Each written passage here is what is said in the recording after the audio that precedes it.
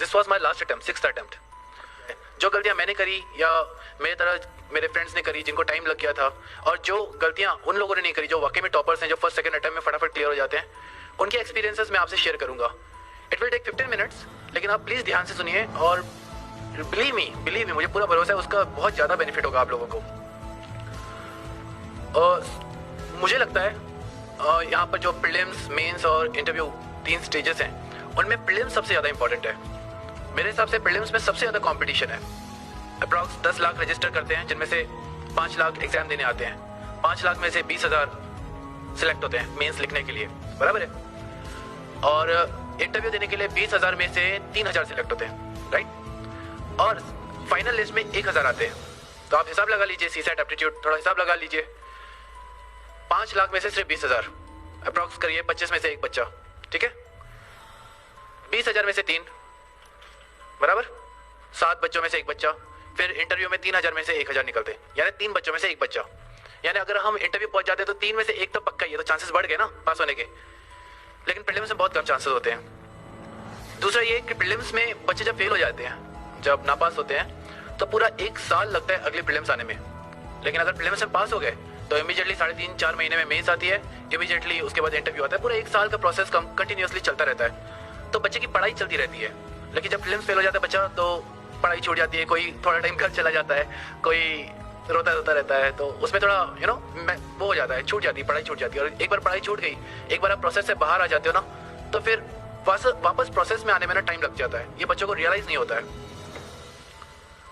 तो मेरा पूरा फोकस ये रहेगा आप सबको बताने का कि प्लीज प्रीलिम्स पे फोकस करिए। सबसे ज्यादा फोकस प्रीलिम्स पे करिए। आप मेंस के लिए द हिंदू न्यूज़पेपर, कितने लोग पढ़ते हैं द हिंदू न्यूज़पेपर? यहाँ पे क्या हुआ, पहले तो एग्जाम तो सब दे रहे हैं, कम पढ़ते हैं बच्चे, बाकी के पेपर्स पढ़ते होंगे। फिर न्यूज़पेपर तो पढ़ते ही हैं। मेंस में सबसे ज्यादा बेनिफिट उसका मिल जाएगा। लेकिन और मेंस में आंसर जब हम लिखते हैं, फॉर एग्जांपल एस्से का पेपर है, तो किसी ने न्यूज़पेपर नहीं भी पढ़ा होगा, उसकी सोच अच्छी होगी, उसका एक्सप्रेशन अच्छा होगा, तो कुछ ना कुछ तो अच्छा लिख कर ही आएगा। वैसे ही एथिक्स के पेपर में लिख कर ही आएगा। इनफैक्ट पेपर 2 और पेपर 3 जो कि पॉलिटी और इकोनॉमिक्स ज्यादातर हैं, उसमें भी आप कुछ ना कुछ लिख कर ही आओगे। एजुकेशन पे अगर कुछ आ रहा है तो आप लिख कर आओगे, हेल्थ पे कुछ आ रहा है तो आप लिख कर आओगे। लेकिन इशू ये हो जाता है प्रीलिम्स में आपको चॉइस दी रहती है, या तो आपको वो चॉइस आ रही है या तो नहीं आ रही है, इधर और ऐसा हो जाता है। तो वहां पर डिफिकल्टी बढ़ जाती है। बच्चों को लगता है कि प्रीलिम्स ज्यादा इजी है, मेंस ज्यादा डिफिकल्ट है। राइटिंग प्रैक्टिस करते हैं, लेकिन प्रीलिम्स क्लियर ही नहीं होगा तो क्या कर लोगे उस राइटिंग प्रैक्टिस का, है कि नहीं। तो इसीलिए पूरा फोकस सबसे पहले आप प्रीलिम्स में लगाइए। It won't take more than 4.5 months, 4.5-5 महीने से ज्यादा नहीं लगता है। सर आपको डेफिनेटली बताया होगा सर ने इस क्लासेस में। लेकिन वो जरूरी है पहले करें ताकि हम एक सिक्योर हो जाए कि हम हाँ पक्का प्रीलिम्स पास हो रहे हैं और पक्का मेंस लिख रहे हैं, ठीक है। प्रीलिम्स में 2 चीजें बहुत ज्यादा मायने रखेगी। कुछ 5 सब्जेक्ट्स हैं, उनको अगर हम अच्छे से करें, और दूसरा टेस्ट सीरीज, उनको हम अच्छे से करें।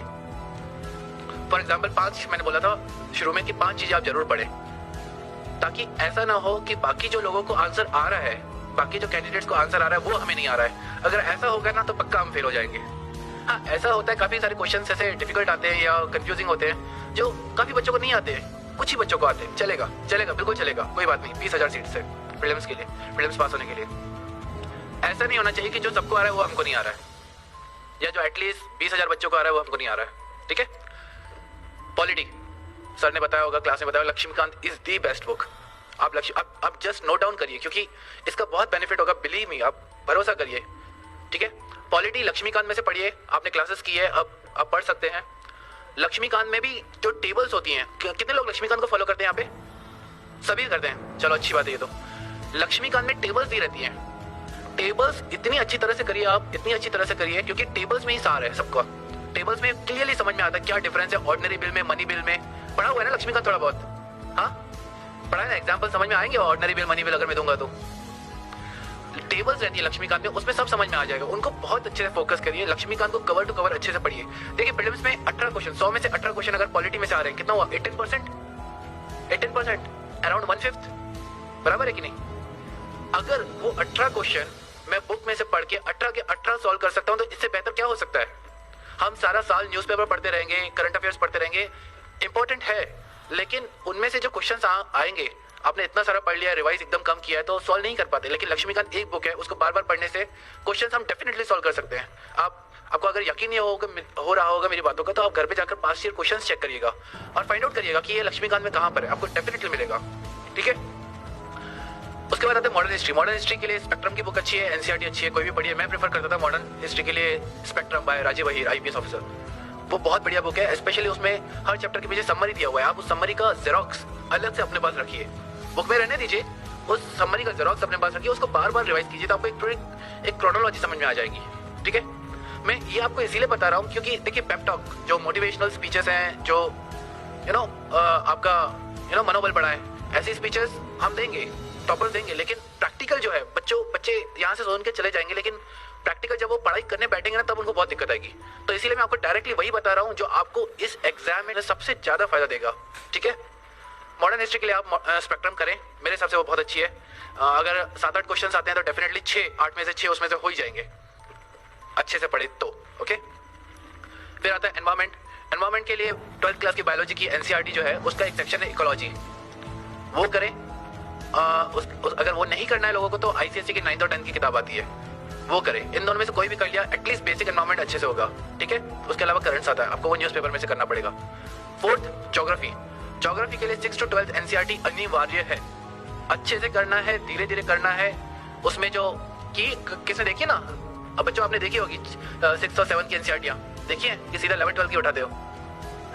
6th और 7th की उसमें वो बंटी बबलू वो कार्टून फिगर्स रहते हैं, वो क्वेश्चन पूछते हैं, कभी उन क्वेश्चंस पे ध्यान देना, वो क्वेश्चंस बहुत इंपॉर्टेंट रहते हैं। वो आपकी एक थॉट प्रोसेस डेवलप करेंगे कि यार ये क्वेश्चन हमने क्यों नहीं सोचा, पर वो आपको सोच के दे रहे हैं ताकि आप उस पर सोचें और फिर आंसर निकालें। और आप बिलीव नहीं करोगे, आप क्वेश्चन देखोगे ना यूपीएससी में, उनमें से क्वेश्चन है, आप बिलीव नहीं करो, आप एक बार चेक तो करिए जाकर। ठीक है, तो ज्योग्राफी की 6 to 12 एनसीईआरटी जरूर करेंगे, यानी जरूर करेंगे। ठीक है, मैपिंग पे ध्यान देंगे आप। मैपिंग पे आजकल 8-8 क्वेश्चन आ रहे हैं, 8 क्वेश्चन बहुत मायने रखते हैं। और मैपिंग एक बार पढ़ा हुआ है तो इमीडिएटली अगर याद आ गया एशिया में सीरिया कहाँ पर है, म्यांमार कहाँ पर है, कैसे जुड़े हुए हैं, ठीक है, स्पेशली एशिया का मैप, तो फटाफट क्वेश्चन सॉल्व हो जाएंगे। तो मैपिंग एशिया पर ज्यादा फोकस करेंगे, India as well as Asia. ठीक है, के सिद्धार्था की बुक आती है वर्ल्ड मैप पे और प्रेम पटेल की बुक आती है इंडियन मैप्स पे, वो आप रेफर कर सकते हैं, मैपिंग ईजी हो जाएगी। ठीक है, 5वां इकोनॉमिक्स। इकोनॉमिक्स में शंकर गणेश IRS ऑफिसर है, उनकी बुक है। स्पेशली जो इंजीनियरिंग बैकग्राउंड से नहीं है उनके लिए शंकर गणेश बहुत अच्छी है। जो इंजीनियरिंग बैकग्राउंड से है मैं उनको कहूँगा mrinal.org पे वीडियोस है, या सर की क्लास में बढ़िया हो जाता है, कहीं पर भी आप पढ़िए।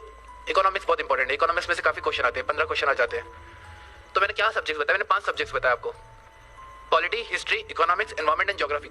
कुछ भी हो जाए आप पहले ये 5 सब्जेक्ट अपने हाथ में रखिए, ये बेसिक सब्जेक्ट है।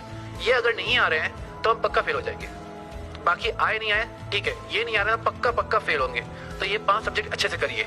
मैंने आपको बुक्स बताई है, मैंने आपको ये भी बताया कि उन बुक्स को कैसे पढ़े। पॉलिटी में टेबल्स पे ज्यादा ध्यान दें, हिस्ट्री में स्पेक्ट्रम पे ज्यादा ध्यान दें, ज्योग्राफी में वो जो क्वेश्चन है उन पे ज्यादा ध्यान दें। ठीक है, ये पहला रूल।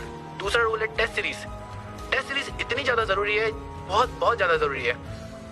काफी बार हम ओवर कॉन्फिडेंट हो जाते हैं या फियरफुल हो जाते हैं। ऑस्ट्रिच देखा, ऑस्ट्रिच एक बर्ड रहता है, ऑस्ट्रिच चलता है, लेकिन अगर उसके सामने कुछ भी बड़ा जानवर आ गया जिससे उसको खतरा है तो अपनी वो मुंडी, क्या बोलते हैं, छचंदर, क्या बोलते हैं उसे, चित्रमुर्ग, क्या बोलते हैं सर हिंदी में ऑस्ट्रिच को, चित्रमुर्ग, हाँ वो, हाँ वही, वो मुंडी घुसा देता है, डर, ये डर गया अंदर।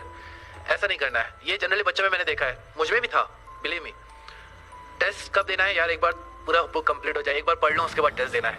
ये प्रोक्रेस्टिनेशन, ये वो हम ना पोस्टपोन कर दें चीजें क्योंकि हम डरते हैं, हमें डर लगता है। लेकिन मैं आपको बोलूंगा आप टेस्ट सीरीज आज से, स्पेशली 2016 में दे रहे हैं, आज से रोज 30 क्वेश्चन तो एटलीस्ट करिए, पास्ट ईयर पेपर में से करिए। सर के सिनर्जी की टेस्ट सीरीज लीजिए, insightonIndia.com के मार्केट में टेस्ट सीरीज अच्छी अवेलेबल है, वो कम से कम 30 क्वेश्चन करिए।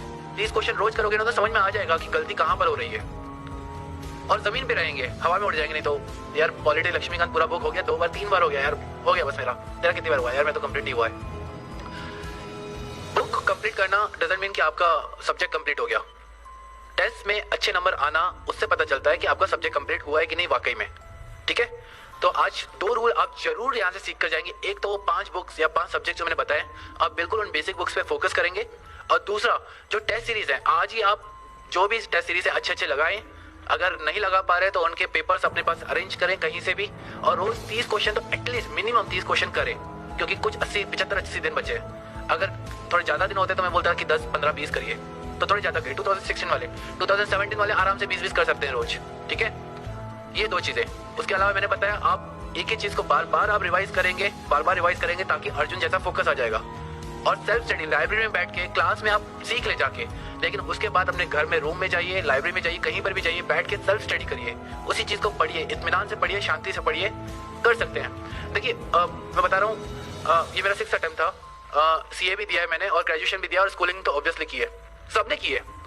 और हम सबके साथ ऐसा हुआ ही होगा कि यार स्कूल में भी फेल हो रहे हैं, ठीक है, नंबर कम आ रहे हैं, 12th यार बहुत डिफिकल्ट है, 10th बोर्ड, 12th, फिर ग्रेजुएशन आ गया। फिर चलो ग्रेजुएशन तो आजकल वो शार्प नोट्स आते हैं तो फटाफट हो जाते हैं, जिसका कॉमर्स होगा। उसके बाद CA में आ गया तो ऐसा लग रहा था कि यार ये तो बहुत डिफिकल्ट है, बराबर है, वो भी पार कर लिया। और उसके बाद UPSC पार कर लिया। पहले वो भी लग रहा था यार कितना डिफिकल्ट है। मुझे अभी ऐसा लगने लगा है कि हम सब में है वो बात, जो पोटेंशियल बोलते हैं ना, जो एबिलिटी बोलते हैं, वो है कि हम कर सकते हैं। दिक्कत ये कि हम खुद को चैलेंज नहीं करते, ना ही हमको कोई चैलेंज नहीं करता कि भाई एक बार किसी ने चैलेंज करके तो करके दिखा रहा है तो चढ़ के दिखा इस पे। किसी ने कर दिया चैलेंज तो हम कोशिश पूरी लगा देते, जान लगा देते चढ़ने के लिए, लेकिन जब तक कोई चैलेंज नहीं करता फिर हम चढ़ते नहीं है, बराबर है कि नहीं। तो ये चैलेंजेस है, ये चैलेंजेस आपको ऊपर लाएंगे। ये जो UPSC की जो प्रोसेस है ना, बिल्कुल ऊपर लाएगी। मैं जब CA इंटर में था तो मैं सर के पास आया था, अतुल सर के पास। सर को शायद याद नहीं होगा क्योंकि काफ़ी टाइम हो गया।